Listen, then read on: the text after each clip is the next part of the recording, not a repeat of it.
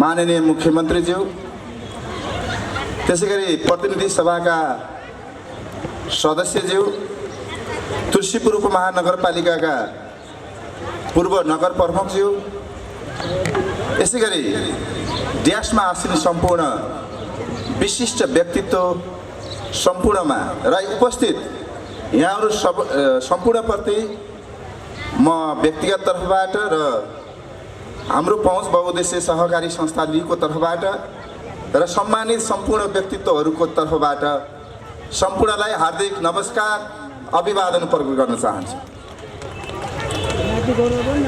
यो अवसर प्रदान गर्नुभएकोमा आयोजकप्रति धेरै धन्यवाद प्रकट गर्न चाहन्छु।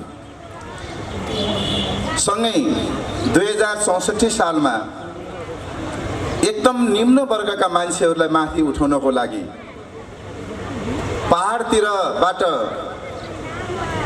एक घाँस खाने आसमा तराईतिर झरेका अर्घाँची प्युठान रोल्पा रुकुम सल्यानतिरबाट तराईतिर झरेका दाङमा खास गरी दाङमा झरेका हामी मान्छेहरूबाट र दाङ जिल्लामा भूमिपुत्रको रूपमा रहेका श्रमजीवी वर्गको बिचमा हामीले 2064 सालमा यो वर्गलाई माथि उठाउनको लागि सामुदायिक स्तरमा रोजगारी स्वरोजगारी सिर्जना गर्ने उद्देश्यले हामी केही गरौँ भन्ने मूल थिमका साथ हाम्रो पहुँच बहुउद्देश्य सहकारी संस्थाको स्थापना भएको थियो।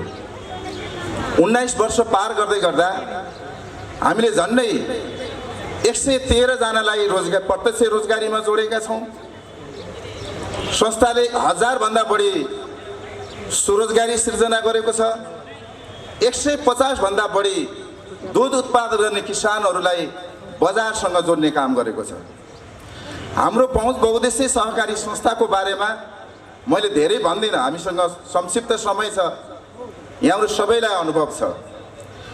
हामी तलको वर्गमा रहेको मान्छेलाई माथि उठाउने जमर्को गरिराखेका छौँ। समुदाय स्तरमा सामुदायिक पुँजीको निर्माण गर्ने कोसिस गरिराखेका छौँ र यो अहिलेको समाजले सिर्जना गरेको थोरै मान्छे निकै धेरै धनी र धेरै मान्छे निकै धेरै गरिब हुने जुन स्थिति हामीसँग छ, यो स्थितिको बिचमा सामाजिक मूल्य मान्यता स्थापित गर्ने र सामाजिक मूल्यको आधारमा नागरिकको जीवनलाई माथि उठाउने यो अभ्यास हामीहरूले गरिराखेका छौँ। चाहे कन्ज्युमरको क्षेत्रमा, उपभोक्ताको क्षेत्रमा, चाहे बजारीकरणको क्षेत्रमा र उत्पादनको क्षेत्रमा र शिक्षाको क्षेत्रमा, हामी सञ्चारको क्षेत्रमा, हामी विविध क्षेत्रमा काम गरिराखेका छौँ।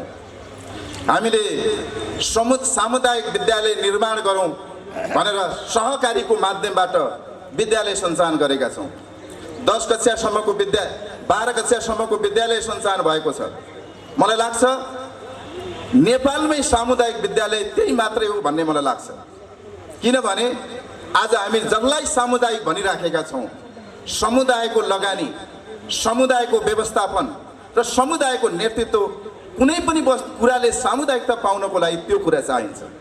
हामीले 5000 भन्दा धेरै मान्छेको लगानी, 5000 भन्दा बढी व्यक्तिबाट चुनिएको नेतृत्व र त्यसको व्यवस्थापनमा विद्यालय सञ्चालन गरेका छौँ र यो गैर नाफामूलक व्यवसाय हो। म तपाईलाई भन्न चाहन्छु, फेरि पनि भन्न चाहन्छु, हामीले त्यही अभ्यास गरेका छौँ। अभिभावकबाट हामीले जुन शुल्क लिन्छौँ त्यो शुल्क उहाँहरूले तिर्ने शुल्क सञ्चालन खर्चको लागि मात्रै हो। सञ्चालन खर्चपछि सामुदायिक कोष, साझा कोष, सहकारीको भाषामा जगेडा कोष, पछि कर राज्यलाई कर छुट्याएपछि जति रकम बच्छ त्यो बचेको पैसा हामी शेयर सदस्य अथवा अभिभावकलाई नै रिटर्न गर्छौँ। त्यसकारणले अभिभावकले तिर्नुपर्ने पैसा भनेको सामुदायिक कोषको लागि हो।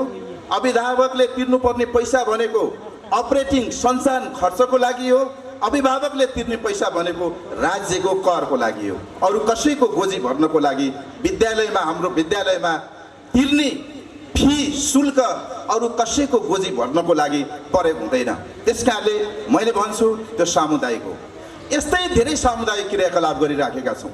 हामीले दुधको बजारीकरणको काम गरिराखेका छौँ र भविष्यमा उत्पादन तरकारी कृषि उत्पादनलाई बजारीकरणसँग जोड्ने योजना साथ हामी काम गरिराखेका छौँ। तुलसीपुर उपमहानगरपालिका वडा नम्बर 3 को राम्री भन्ने एउटा सिङ्गो गाउँलाई रोजेर हामीले त्यहाँ आइपिएम कार्यक्रम चलाइराखेका छौँ। हामीले खाने तरकारी हाम्रो स्वास्थ्य मैत्री हुनुपर्छ। हामीले खाने तरकारी हामीले त्यसको गर्ने बजारीकरण उपभोक्ता मैत्री हुनुपर्छ भन्ने उद्देश्यले विषादी रहित प्रारम्भमा सेमी अर्गानिक र अन्ततः गएर हामी अर्गानिकमा रूपान्तरण गर्ने, अहिले हामी त्यसमा लगानी गरिराखेको छ संस्थाले। भोलि गएर हामी माटमा जोड्ने, सहकारी बजार स्थापना गर्ने र त्यस्ता तुलसीपुरका धेरै गाउँ 20-30 वटा गाउँहरूलाई हामीले प्रोजेक्टको रूपमा सञ्चालन गरेर त्यहाँ भएको उत्पादन, त्यहाँबाट उत्पादन भएको वस्तुलाई बजार कन्ज्युमरकासम्म पुर्याउने उद्देश्य साथ त्यो चेनमा हामीले काम गरिराखेका छौँ। गरिबी निवारणको लागि सदस्यलाई माथि उठाउनको लागि फर्स्ट स्टेपमा हामी सदस्य बनाउँछौँ, त्यसपछि अवेरनेस चलाउँछौँ, वित्तीय साक्षरता चलाउँछौँ, उद्यमशीलतासँग जोड्छौँ, सँगसँगै हामी स्रोतको जोहो गरिदिन्छौँ। सदस्यले उत्पादन गर्नुहुन्छ, त्यसको हामी बजारीकरण पनि गर्छौँ। यो चेन अनुसार हामी काम गरिराखेका छौँ र संस्थाले आगामी 10 वर्ष पछाडि हाम्रो पहुँचसँग जोडिएका सदस्यको जीवनमा गरिबी अन्त्य होस्, कम्तीमा उसको 20 लाख नगद रहोस्, कम्तीमा उसले योगदानको आधारमा 25,000, 26,000, 28,000सम्म पेन्सन खाने स्थिति निर्माण होस्। यो अभियानका साथ हामी काम गरिराखेका छौँ। समुदायको विकासबाट मात्रै सिङ्गो अर्थतन्त्रको विकास हुन सक्छ भन्ने हाम्रो मान्यता छ। नेपालको संविधान 2072ले समाजवाद उन्मुख अर्थतन्त्रको परिकल्पना गरेको छ। त्यो समाजवाद उन्मुख अर्थतन्त्रको उद्देश्य पुरा गर्नको लागि एउटा महत्त्वपूर्ण क्षेत्र सहकारीलाई किटान गरेको छ। सङ्घीय सहकारी ऐनको प्रस्तावनामै निम्न वर्गका मान्छेहरूलाई सहकारीको माध्यमबाट समाजवाद उन्मुख आर्थिक विकासमा अगाडि बढाउने परिकल्पना गरेको छ। तुलसीपुर उपमहानगरपालिकाको सहकारी ऐन 2074ले पनि त्यही कुरा परिकल्पना गरेको छ। यो उद्देश्यलाई पुरा गर्नको लागि हामी 181 तुलसीपुर उपमहानगरपालिकामा रहेका सहकारी संस्थाहरू यही अभियानका साथ अगाडि बढिराखेका छौँ। हाम्रा अगाडि राज्यका कानुनहरू बाधाका रूपमा छन्। हामी अहिले यही मुख्यमन्त्रीज्यू हुनुहुन्छ, मुख्यमन्त्रीज्यूलाई म आग्रह गर्न चाहन्छु, हामीले डेरी उद्योग सञ्चालन गरेका छौँ। डेरी उद्योगलाई हामी अनुज्ञामा जानको लागि अगाडि बढ्यौँ। खाद्य प्रविधि तथा गुण नियन्त्रण कार्यालयमा गयौँ। उहाँले हाकिम साहबले भन्नुभयो सहकारीलाई दर्ता गर्न मिल्दैन, त्यो नम्बर दिन मिल्दैन, तपाईँले घरेलुमा चाहिँ दर्ता गरेर आउनुहोस्। हामी घरेलु कार्यालयमा गयौँ। सङ्घीय उद्योग ऐनमा प्रष्टसँग सहकारीलाई दर्ता गर्न सक्ने भन्ने व्यवस्था गरेको छ। तर लुम्बिनी प्रदेश उद्योग ऐनमा त्यो कुरा छुट्यो, त्यो कुरा लेख्नु भएको छैन, उल्लेख छैन। त्यही कारणले हामीले उद्योग घरेलु तथा साना उद्योग कार्यालयमा दर्ता हुन पाएनौँ। उहाँहरूले भन्नुभयो तपाईँहरू 3 जना भएर आउनुहोस्, 5 जना भएर आउनुहोस्। हामी सामूहिकतामा विश्वास गर्छौँ, हामी सामूहिक कर्म गर्न चाहन्छौँ। सञ्चालक समितिको अध्यक्ष सचिव भोलि नहुन सक्छ, त्यो अर्को व्यक्ति आउन सक्छ। संस्था अविच्छिन्न उत्तराधिकारवाला संस्था हो, त्यसकाले यो रहिरहन्छ, यसको कहिल्यै मृत्यु हुँदैन। त्यसकाले हामीले संस्थागत प्रक्रियामा जाउँ भनेर भन्यौँ। उहाँहरूले भन्नुभयो व्यक्ति आउनुहोस् भन्नुभयो, हामी व्यक्ति जान रुचाएनौँ। त्यसकारण त्यहाँ अवरुद्ध छ। त मुख्यमन्त्रीज्यूलाई आग्रह गर्न चाहन्छु, यो बाधाको रूपमा हामीले वस्तुको ब्रान्डिङ गर्ने कुरा अहिले पनि हामी खुल्ला रूपमा छुर्पीलाई युएसए पठाएर अथवा युरोप पठाएर तुलसीपुर उपमहानगरपालिकाबाट मान्छे विदेश पठाएर होइन, वस्तु विदेश पठाएर हामीले वस्तुलाई विदेशमा निर्यात गरेर मुद्रा आर्जन गरिराखेको छ। आधा करोडभन्दा बढी पैसा अमेरिकाबाट हाम्रो पहुँचको कारणले नेपाल भित्रेको छ, तुलसीपुर उपमहानगरपालिकामा भित्रेको छ। तर तपाईँहरू बाटो अवरुद्ध गरिदिनु भएको छ। त्योभन्दा बढी पैसा हामी भित्राउँथ्यौँ। हामीलाई अनुज्ञा नम्बर दिनबाट किन रोक्नुभयो? खाद्य प्रविधि तथा गुण नियन्त्रण कार्यालयको हाकिम साहब यही हुनुहुन्छ, मुख्यमन्त्री चाहिँ यही हुनुहुन्छ। सङ्घीय कानुनमा सहकारी मैत्री काम गर्नको लागि, समुदायमाथि उठ्नको लागि 46वटा कानुन बाधाका रूपमा छन्। तपाईँहरू कानुन सुधार गर्ने प्रतिबद्धताका साथ निर्वाचित भएर जानुभएको छ।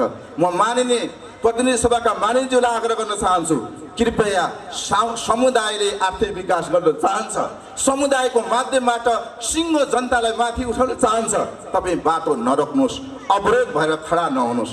म यही आग्रह गर्न चाहन्छु, अनुरोध गर्न चाहन्छु। यो देशको विकास हामी सबै नागरिकको तत्परताबाट, क्रियाशीलताबाट माथि उठ्न सक्छ। त्यसकाले हामी सहकारी अभियान राज्यसँग हातेमालो गरेर, सहकारी अभियान तुलसीपुर उपमहानगरपालिकासँग हातेमालो गरेर, लुम्बिनी प्रदेशसँग हातेमालो गरेर, नेपाल सरकारसँग हातेमालो गरेर अगाडि बढ्न चाहन्छ। आज केही दूषित परिणामहरू आएका छन्, त्यो राजनीतिको कारणले हो, ब्युरोक्रेसीको कारणले हो, अभियानको कारणले होइन। समुदायमा, गाउँमा केन्द्रित भएर सञ्चालन भएका एउटा पनि सहकारी संस्थामा समस्या छैन। जुन बजारमा छ, जहाँ ब्युरोक्रेसीको घुसपैठ भयो, जहाँ पोलिटिसियनहरूको घुसपैठ भयो, त्यहाँ समस्या छ। त्यहाँ तपाईँहरू करेक्सन हुनुहोस्। जनता करेक्सन हुनु पर्दैन, ब्युरोक्रेसी करेक्सन हुनुहोस्, पोलिटिसियन करेक्सन हुनुहोस्। त्यो भयो भने यसमा शुद्धिकरण आउँछ। म यो आग्रह अनुरोध गर्न चाहन्छु र हामीलाई सम्मान गर्नुभयो। हामीले धेरै मेहनत, धेरै पसिना बगाएर जनताको जीवन स्तर माथि उठाउनको लागि, नागरिकको जीवन स्तर माथि उठाउनको लागि हामीले ठुलो योगदान, त्याग, समर्पण हाम्रो समुदायले गरेको छ। त्यसकारणले यो कुराको मूल्याङ्कन गरेर हामीलाई सम्मान गर्नुभयो। यहाँ आयोजक तुलसीपुर महानगरपालिका मेयर साहब, उपमेयर साहब, सम्पूर्ण परिवारप्रति धेरै कृतज्ञता, धेरै धन्यवाद प्रकट गर्दै मेरो भनाइ यहाँ अन्त्य गर्छु। धन्यवाद।